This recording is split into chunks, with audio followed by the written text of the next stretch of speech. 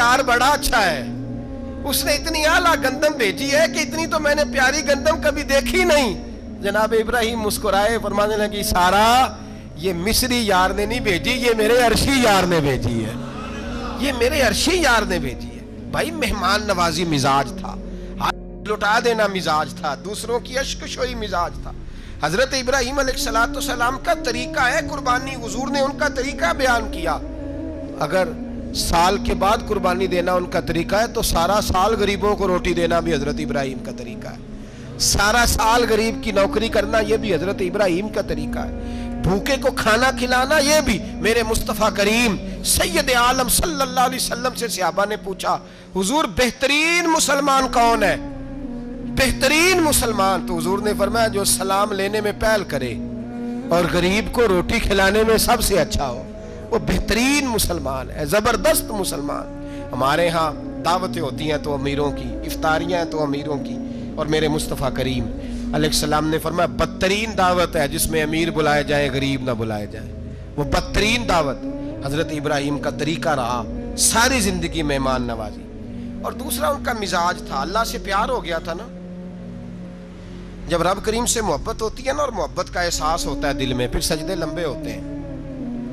عام آدمی تو نماز بھی نہیں پڑھ سکتا، اسے خدا سے محبت ہوتی ہے وہ تہجد بھی نہیں چھوڑ سکتا۔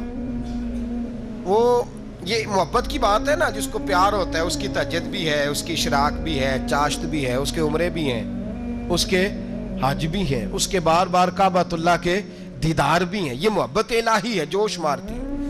ان لوگ سجدہ کرتے ہیں تو اٹھتے ہی نہیں، اللہ کے بندوں سے پیار کرتے ہیں اللہ کی۔ حضرت ابراہیم کو رب کریم سے اتنی محبت تھی، اتنا پیار تھا کہ وہ آپ کی زندگی کے ہر پہلو سے چھلکتا تھا۔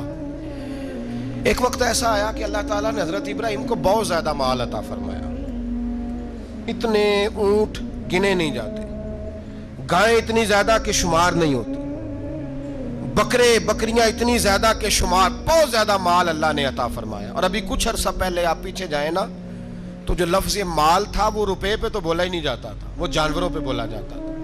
بہت زیادہ مال اللہ نے دیا، بکریاں، گائیں، اونٹ، بیل، بڑا کچھ۔ تو رب کریم نے فرشتوں سے فرمایا کہ وَاتَّخَذَ اللَّهُ ابراہیم خلیلا، ابراہیم میرا دوست ہے۔ تو فرشتے کہنے لگے یا اللہ جسے اتنا کچھ دیا جائے اس نے دوست تو بننا ہی ہوتا ہے، تو نوازا ہی بڑا ہے، اتنا مال، اتنے کھیت کھلیان، اتنا کچھ۔ اللہ کریم نے فرمایا جاؤ آزمائش کر لو، امتحان لے لو۔ فرشتہ امتحان لینے پہنچ گیا۔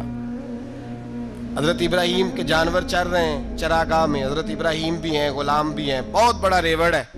آپ تشریف فرمائیں۔ ایک فرشتہ آیا تو کھیت میں چھپ کے بیٹھ گیا اور بلند آواز سے کہنے لگا سبحان اللہ والحمد للہ ولا الہ الا اللہ واللہ۔ یہ تسبیح بڑی پسند ہے، محبوب نے ان کی فضیلت بیان کی۔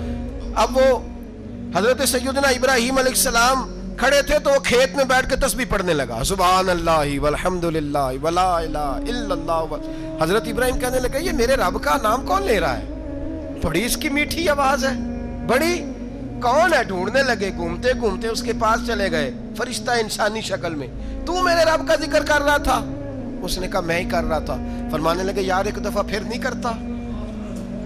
تو کہنے لگا ابراہیم پہلے تو میں اپنی مرضی سے کر رہا تھا، تو کہتا ہے تو پیسے لگیں گے، پیسے ہیں تو کر دیتا ہوں۔ حضرت ابراہیم کہنے لگے بول تو کیا لے گا؟ میرے اللہ کا ذکر سنانے کا کیا لے گا؟ کہنے لگا جتنی بکریاں آپ چرا رہے ہیں ساری دے دے تو میں اللہ کا ذکر سنا دیتا ہوں۔ آپ نے فرمایا بس جا تیری ساری ہوئی، میرے رب کا ذکر سنا۔ اور پھر شروع ہو گیا سبحان اللہ الحمدللہ ولا الہ الا اللہ واللہ اکبر۔ حضرت ابراہیم علیہ السلام کیف میں، یار پھر ذرا سنا، نا علمہ وچ پھسا سانو، تو یار دی گل سنا سانو، ذرا دوبارہ سنا۔ پھر سنایا، ایک دفعہ پھر کہا۔ فرشتہ کہنے لگا بس جی آپ کے پیسے پورے ہو گئے۔ حضرت ابراہیم کہنے لگے چل ایک دفعہ اور سنا۔ کہنے لگا پیسے لگیں گے، تو کیا لے گا؟ کہنے لگا گائیں بھینسیں ساری میری۔ فرمایا بس یار اتنی قیمت، تو سنا صحیح، سارا کچھ ہی تیرا۔ پھر شروع ہو گیا سبحان اللہ والحمدللہ ولا الہ الا اللہ واللہ اکبر۔ گائیں دے دیں، بھینسیں دے دیں، وہ ذکر سناتا ہے۔ حضرت ابراہیم کبھی مچلتے ہیں، کبھی روتے ہیں، کبھی آہیں بھرتے ہیں، تو میرے رب کا نام لے رہا ہے، ذرا پھر سے لے۔ کیف جاری ہے۔ کہنے لگا بس بھائی حضرت ابراہیم فرمانے لگے تو اور لے لے جو لینا ہے، مجھے ذکر سنا۔ اس نے کہا ابراہیم بکریاں میں لے چکا، گائے بھینسے میں لے چکا، اونٹ رہ گئے، سارے لے لوں گا پھر ذکر سناؤں گا۔ فرمایا جا تیرا ہوا تو ذکر سناتا رہ، میں دیتا ہوں۔ دے دیا، کچھ دیر ذکر کیا تو اب خاموش ہو گیا۔ حضرت ابراہیم خلیل اللہ علیہ السلام فرمانے لگے ذکر سنا۔ کہنے لگا ابراہیم اب تیرے پاس دینے کو کیا ہے، ہر چیز تو میں لے چکا۔ آپ فرمانے لگے یہ گائے بھینسے بکریاں چرانے کے لیے تجھے کوئی نوکر ملازم بھی تو چاہیے نا، تو اس طرح کر مجھے رکھ لے، میں روٹی نہیں مانگوں گا، کھانا نہیں مانگوں گا، تو اللہ کا ذکر سناتا رہنا، میں تیرے جانوروں کی نوکری کرتا رہوں گا۔ حضرت ابراہیم علیہ السلام نے جب یہ کہا نا، فرشتے کی آنکھوں میں آنسو آ گئے۔ تر دامنی پہ شیخ ہماری نہ جائیے، ہم دامن نچوڑ دیں تو فرشتے وضو کریں۔ فرشتہ رو پڑا اور کہنے لگا ابراہیم مجھے سینے سے لگاؤ، آپ واقعی اس قابل ہے کہ اللہ آپ کو اپنا دوست بنائے، واقعی اس قابل ہے کہ رب آپ کو اپنا۔ حضرت ابراہیم علیہ السلام کا خدا سے محبت کرنے کا نرالا انداز، اور میرے بھائی یہی محبت انہیں میرے مصطفیٰ سے بھی تھی۔ ایک نبی گھر بنا رہا ہے، دوسرا بنوا رہا ہے۔ حضرت اسماعیل علیہ السلام پتھر اٹھا کے لا رہے ہیں، جناب ابراہیم بنا رہے ہیں۔ جب خانہ کعبہ بن گیا تو کہنے لگے ربنا وابعث فیہم رسولا، اے اللہ اب اسے بسانے کے لیے اپنا آخری رسول بھی عطا فرما۔ نبی پاک فرماتے ہیں میں دعا ہوں حضرت ابراہیم کی۔ یہ قربانی حضرت ابراہیم کا طریقہ ہے۔ حضور نے اگرچہ نبی پاک کی اپنی سنت تھی، یہ بھی کہہ سکتے تھے سنتی و سنتی ابیکم ابراہیم، میری سنت ہے اور تمہارے باپ ابراہیم کی سنت ہے، یہ نہیں فرمایا۔ جب صحابہ نے کہا قربانی کیا ہے، فرمایا سنت ابیکم ابراہیم، یہ تمہارے باپ ابراہیم کی سنت ہے۔ ہر صاحب نصاب پر قربانی واجب ہے، جو زکوٰۃ کا نصاب رکھتا ہو اس پر قربانی واجب ہے، یعنی ضروریات سے زیادہ اتنے پیسے، جتنے پیسوں سے زکوٰۃ فرض ہوتی ہے اتنے پیسے جس آدمی کے پاس قربانی سے پہلے آ جائیں اس آدمی پر قربانی کرنا واجب ہے۔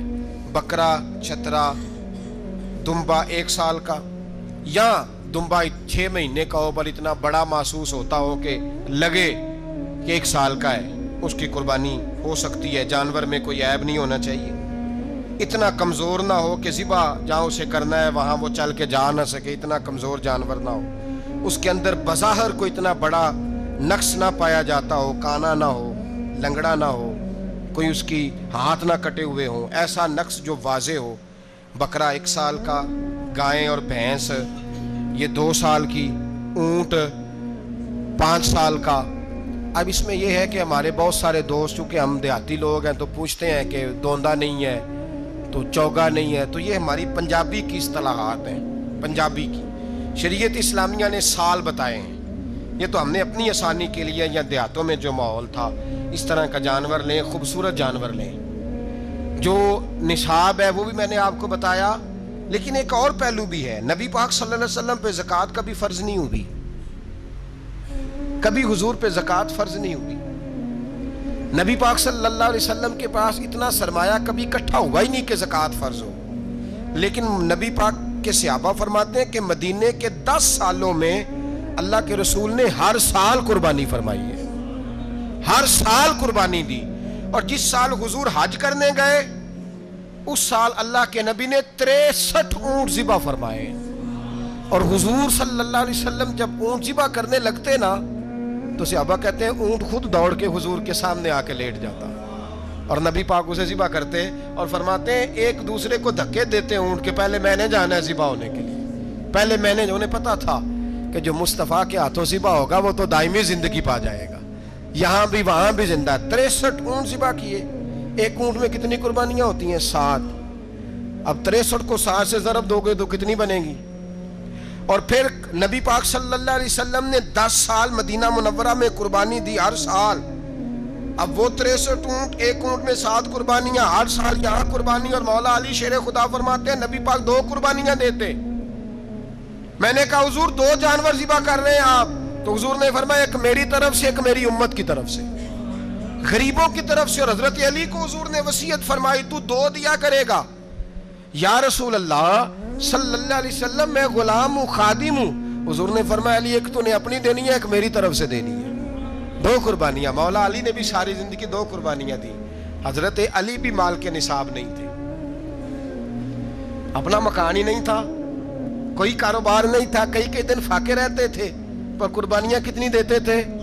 2۔ ہمارے پاس ویسے اگر سسرال میں، میکے میں، کزنوں میں کچھ شادی ہو جائے تو 50-60 ہزار کا خرچہ برابر ہے، وہ پکا ہے۔ اور قربانی کی باری غریب ہو گئے، سارے غریب ہو گئے، کہتے نہیں یہاں مشکل ہے۔ او خدا کے بندے، اللہ کے ساتھ تجارت کر، اس کے رستے میں 1 دے گا، رب تجھے 70 گنا اضافہ کے ساتھ عطا فرمائے گا۔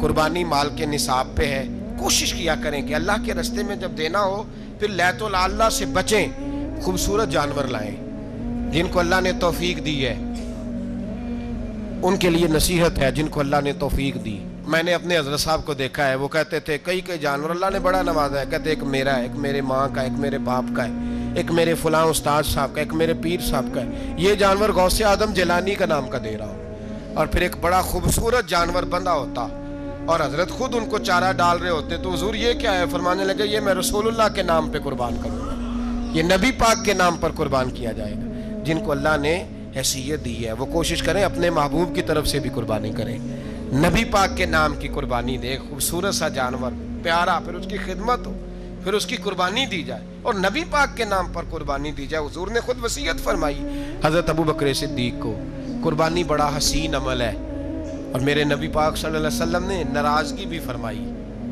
ذرا خوگر حمد سے تھوڑا سا گلا بھی سن لے۔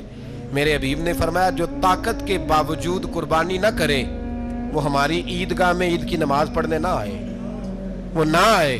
اور یا رسول اللہ جو کرے گا، فرمایا قربانی کے جانور کا خون کا قطرہ بعد میں زمین پہ گرے گا، اللہ اس کے سارے گناہ پہلے معاف فرما دے گا، اللہ اس کے سارے گناہوں کو بخشے گا۔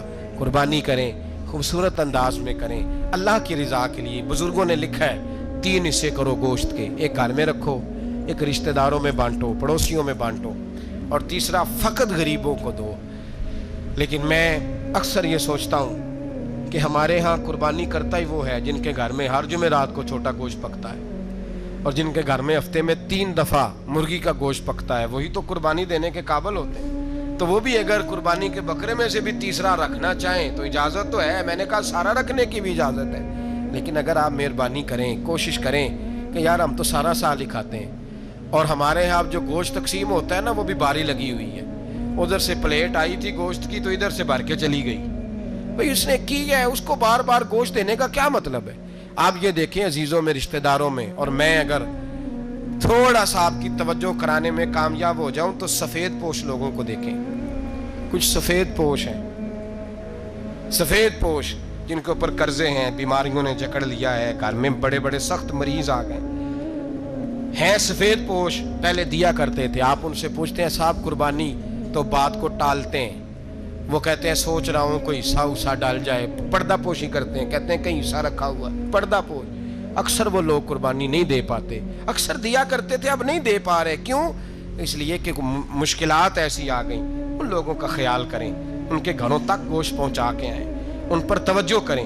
وہ سفید پوش آدمی کبھی ذکر نہیں کرے گا، کچھ تو ایسے ہیں جو خود پہنچ جاتے ہیں کہ ہمیں گوشت دیا جائے، لیکن کچھ سفید پوش ہیں لا یسألون الناس الحافا، اللہ فرماتے ہیں کچھ لوگ لپٹ لپٹ کے سوال نہیں کرتے، سفید پوشی کا بھرم رکھتے ہیں، کا مزاج نہیں۔ ان کی طرف دیکھیں، اپنے رشتہ داروں کو دیکھیں، خاص کر ان رشتہ داروں کو دیکھیں جن کا آپ کو پتہ ہے کہ غریب ہیں، مجبور ہیں، ان کے گھروں میں گوشت بھیجیں۔ غریب بیٹیوں، غریب بہنوں کا خیال کریں، اس طرف متوجہ ہوں، ان کے ساتھ اس نے سلوک کریں، اس طرف آپ لوگ خیال کریں۔ اللہ ہمیں سمجھنے کی توفیق عطا فرمائے۔